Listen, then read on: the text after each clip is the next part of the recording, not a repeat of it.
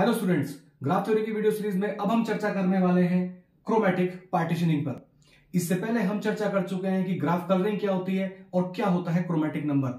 अगर आपने वो वीडियो नहीं देखी और आप इससे फैमिलियर नहीं है तो आई सजेस्ट कि इस वीडियो को देखने से पहले आप ग्राफ कलरिंग का कॉन्सेप्ट को लेकर के आइए ताकि ये वाली टॉपिक को समझना आपके लिए इजी हो जाए। आइए समझते हैं क्रोमेटिक पार्टीशनिंग क्या कहती है। A proper colouring of a graph introduce a partitioning of the vertices into the different subsets.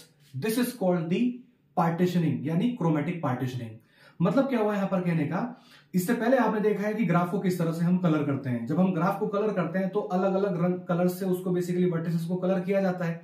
तो जिन अलग अलग कलर से हम यहां पर कलर करते हैं तो उस कलर के बेसिस पर हम यहां पर ग्रुप बना लेते हैं वर्टिसेस के, यानी एक सबसेट बना लेते हैं उन वर्टिसेस का। सपोज मैं इसी की बात करता हूं, सब मेरे पास ये ग्राफ दिया गया है तो suppose this is the graph vertex number A B C and D. मैंने इस पर्टिकुलर वर्टेक्स को रेड कलर से कलर किया तो इसको मैं रेड से नहीं कर सकता, इसको रेड से नहीं कर सकता। सपोज मैंने इसको ग्रीन से किया, क्योंकि ये दोनों एक दूसरे के एडजेसेंट नहीं है तो इसको भी ग्रीन से किया जा सकता है। एंड देन इसको फिर मैं रेड कर सकता हूं। ठीक है, तो अब आप देखें ये क्या हो गया, एक ट्रू क्रोमेटिक नंबर हो गया। ठीक है, ये ट्रू क्रोमेटिक ग्राफ हो गया जिसको कि हम दो अलग अलग कलर से कलर कर सकते हैं। तो यहां पर हम रेड के लिए और ग्रीन को यूज करने वाले सारे के सारे वर्टिसेस का सेट बना देंगे। ठीक है, तो इस ग्राफ में बेसिकली रेड को यूज करने वाले वर्टिस कौन कौन से हो गए, ए एंड सी। तो मैं कह सकता हूं कि A and C are may be kept together, और ग्रीन को यूज करने वाले जितने भी वर्टिसेस हैं यानी बी एंड डी, इनको एक साथ रखा जा सकता है। ठीक है, तो इस तरह से करके अगर हम यहां पर सेट बना देते हैं तो this is called the chromatic partitioning. Chromatic partitioning मतलब टू कलर्स हो रहे थे यहां पर यूज, तो उसी तरह से यहां पर दो ही यहां पर सेट बन करके आपके पास निकल करके आने वाले हैं। ठीक है, इस पर्टिकुलर कॉन्सेप्ट को पूरी आगे तरह से समझते हैं इस पर्टिकुलर ग्राफ की हेल्प से। आइए इस पर्टिकुलर ग्राफ में देख लेते हैं कि हम कितने नंबर ऑफ सेट्स यानी कितने क्रोमेटिक पार्टीशनिंग इसमें कर पा रहे हैं।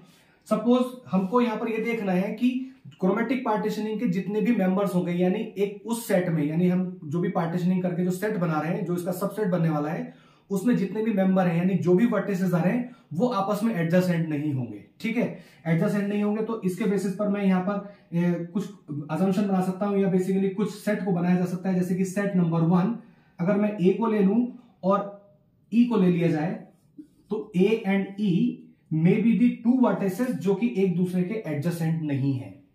ठीक है, क्या दूसरा सेट बनाया जा सकता है? जी हां, बिल्कुल बनाया जा सकता है। ए सी एंड डी को लेकर के भी एक सेट बनाया जा सकता है, ए सी एंड डी, क्योंकि ना ए सी के एडजेसेंट है, ना ही ए डी के एडजेसेंट है, ना ही सी और डी आपस में एडजेसेंट है। ठीक है, इस तरह से करके भी हम एक सेट बना सकते हैं। क्या तीसरा सेट लिया जा सकता है कोई? देखते हैं, बी एंड जी को लेकर के भी हम एक सेट ले सकते हैं। सिमिलरली बी एंड एफ को लेकर के भी हम एक सेट बना सकते हैं, क्योंकि ये दोनों आपस में एडजेसेंट नहीं है। क्या और कोई बनाया जा सकता है? देखें, S4 ये हो गया। S5 को देखते हैं तो S5 में ए सी डी एंड एफ ले सकते हैं।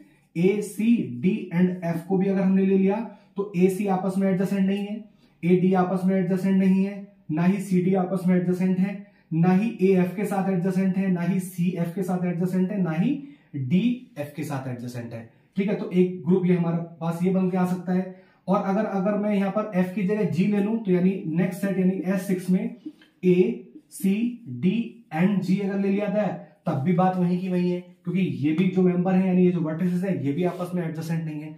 तो इस तरह से करके हम यहां पर काफी सारे वर्टिस के सेट्स को बना सकते हैं जो कि आपस में एडजेसेंट नहीं है। तो ये सारे के सारे जितने भी पार्टीशनिंग हम कर रहे हैं वर्टिसेस की, ये कही जाएगी chromatic partitioning on the basis of colours. तो आइए अब देखते हैं इसमें कुछ और फर्दर इसमें हम क्या ऑब्जर्वेशंस देखने वाले हैं। ऑब्जर्वेशन के तौर पर हम इस पूरे के पूरे ग्राफ में कलरिंग करने की कोशिश करते हैं और उस कलरिंग के बेसिस पर हम यहां पर क्रोमेटिक पार्टीशनिंग बनाएंगे।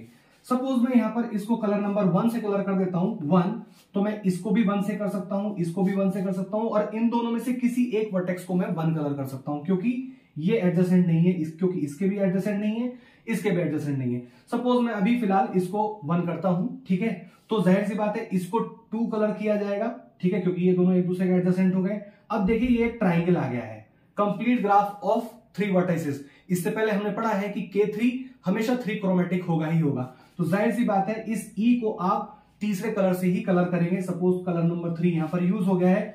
अब देखिए इस बी की बात करें तो बी में अब हम 1 यूज नहीं कर सकते, 3 यूज नहीं कर सकते, तो जाहिर सी बात है 2 ही हमारे पास बचा, तो 2 से हम इसको कलर कर सकते हैं। तो on the basis of this colouring system हम यहां पर एक पार्टीशनिंग, जो पहला पार्टीशनिंग सेट है वो बना सकते हैं क्या, कि पहले सेट में यानी हम 1 वाले कलर्स को ले लेते हैं, that is A, C, D and F. Then second colour कौन कौन से उसमें यूज हो रहा है, that is B and G, B and G, and third colour is only used by the vertex E. ठीक है, अब आप यहां पर सोचिए कि ये क्या एक इंडिपेंडेंट सेट है? जी हाँ, ये एक इंडिपेंडेंट सेट है, क्योंकि कोई दूसरा जब मेंबर है ही नहीं तो ये इंडिपेंडेंट सेट तो कहलाएगा ही। बाकी क्या ये अपने आप में इंडिपेंडेंट सेट है? जी हाँ, ये इंडिपेंडेंट सेट है, क्योंकि इसके जितने भी मेंबर्स हैं वो आपस में एडजेसेंसीशिप को मेंटेन नहीं कर रहे, इसी वजह से ये दोनों साथ रखे गए हैं। आई होप कि आप समझ पा रहे हैं। ठीक है, अब देखते हैं क्या दूसरी क्रोमेटिक पार्टीशनिंग इसकी क्या हो सकती है। सेकंड क्रोमेटिक पार्टीशनिंग में हम लास्ट वाला जो हमने यहां पर 1 लिया था और यहां पर इसको 2 कलर से किया था, इन दोनों को स्वैप कर सकते हैं। यानी सेकंड पार्टीशनिंग में हम ए, सी, डी और अब इस एफ की जगह जी को एक साथ कर सकते हैं। ठीक है ना, यानी ये कलर नंबर 1, ये कलर नंबर 1, ये colour number 1, now this is the colour number 1, और जो पहले 2 इसको दिया गया था वो ऊपर इसको दिया जाएगा। ये तो 3 ही रहने वाला है और इसको हम 2 कर सकते हैं। तो यानी यहां पर केवल G और F का आपस में इंटरचेंज हुआ है। Now that will be B and F together, और E तो हमारे पास अलग से शुरू से था ही। ठीक है, तो सेकंड पार्टीशनिंग ये हो गई, फर्स्ट पार्टीशनिंग ये हो गई। देखते हैं कि क्या कोई और मैकेनिज्म भी इसमें अप्लाई किया जा सकता है कि on the basis of the colours.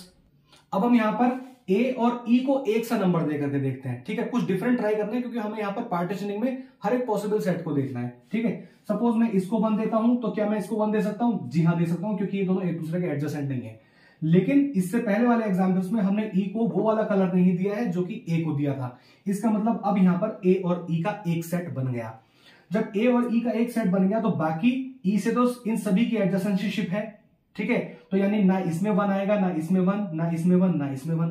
ठीक है, तो देखते हैं आप क्या दे सकते हैं। सपोज मैंने, क्योंकि यहां पर 1 दे दिया है, यहां पर 1 दे दिया है, सपोज इसको मैंने दे दिया 2। जब इसको 2 दिया है तो ना इसको 2 दे सकता हूं, ना इसको 2 दे सकता हूं, इसको मैं 1 भी नहीं दे सकता। तो ये निकल करके आया सी और डी में हम 1 भी नहीं दे सकते और 2 भी नहीं दे सकते, इसका मतलब 3 ही देंगे। ठीक है, आ जाते हैं आगे। आगे हम देखिए 1 इस पे भी नहीं दे सकते हैं, इसमें भी नहीं दे सकते हैं, क्योंकि 1 इज एडजेसेंट। क्या 2 दे सकते हैं? जी हाँ, 2 भी दे सकते हैं। क्या 3 दे सकते हैं? जी हाँ, 3 भी दे सकते हैं, क्योंकि ये ना 3 के एडजेसेंट में है, ना ही ये 2 के एडजेसेंट में है। ठीक है, तो एक आपके पास ग्रुप बन करके आएगा। लेकिन अगर हम यहां पर 2 दे देते हैं तो ये वाला कलर यहां पर दे देते हैं, 2 यहां पर दे दिया। अब जब 2 यहां पर दे दिया है तो अब इस वर्टेक्स को ना हम 1 दे सकते हैं, ना ही 2 दे सकते हैं, तो इसको तो 3 देना ही पड़ेगा। ठीक है, क्योंकि दिस इज अ ट्राइंगल। आप देख सकते हैं ये भी एक ट्राइंगल है, this that's why this is 1 3 2। ये भी एक triangle, that's why this is 1 2 3। ठीक है, 3 ट्राइंगल यहां पर आपको देखने के लिए मिल रहे हैं। तो अब इसके बेसिस पर हम जो नेक्स्ट सेट है, सेट नंबर 3 यानी पार्टीशन नंबर 3, क्या बना सकते हैं? 1 कलर्स का बना दें, that is A and E only, that is A and E only. Then second colour का B and F, B and F, और थर्ड कलर के लिए C, D and G, C, D and G।